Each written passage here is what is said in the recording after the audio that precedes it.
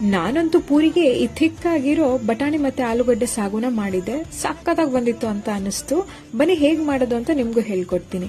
First ಕುಕ್ಕರ್ಗೆ ಒಂದ್ 3-4 spoon ಎಣ್ಣೆ ಹಾಕಿ, ಒಂದ್ ದಾಲ್ಚಿನ್ನಿ ಎಲೆ ಹಾಕಿ, ಹಾಗೆ ಒಂದ್ ಈರುಳ್ಳಿ ಹಾಕೊಂಡು ಫ್ರೈ ಮಾಡ್ಕೊಳ್ಳಿ.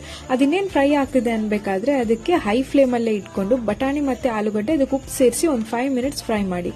ಅದು ಫ್ರೈ ಆದ್ಮೇಲೆ ಬೇಕಾಗಿರೋಷ್ಟು ನೀರ್ ಹಾಕಿ ಕುಕ್ಕರ್ ವಿಷಲ್ ಮುಚ್ಚಿ ಅದಕ್ಕೆ 3 ವಿಷಲ್ ಹೊಡ್ಕೊಳ್ಳಿ. ನೆಕ್ಸ್ಟ್ ಒಂದು ಮಿಕ್ಸಿ ಜಾರ್ಗೆ ಕಾಯಿ ತುರಿನ ಹಾಕೊಂಡು ಒಂದ್ 5-6 ಗೋಡಂಬಿ, ಚಕ್ಕೆ, ಲವಂಗ, ಹಾಗೆ ಸಣ್ಣ ಒಂದು ಕಲ್ ಹೂವ, ಒಂದು ತುಂಡು ಶುಂಠಿ, ಬಡೆ ಸೊಪ್ಪು, ಹಸಿ ಮೆಣಸು, ಕೊತ್ತಂಬರಿ, ಜೀರಿಗೆ, ಅರಿಶಿನ ಮತ್ತೆ ನೀರ್ ಹಾಕಿ ರುಬ್ಕೊಳ್ಳಿ ಇದನ್ನ.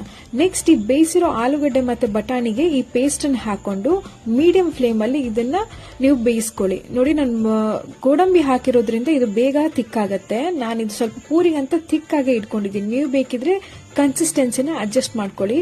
ಪೂರಿಗಂತೂ ಸಖತ್ತಾಗಿತ್ತು ಇದು. ನೀವು ಮನೇಲಿ ಮಾಡಿ ನೋಡಿ ಹೇಗಾಗಿತ್ತು ಅಂತ ಹೇಳಿ. ಹಾಗೆ ನೆಕ್ಸ್ಟ್ ರೆಸಿಪಿ ಜೊತೆ ಬರ್ತೀನಿ. ಅಲ್ಲಿವರೆಗೂ ಟೇಕ್ ಕೇರ್.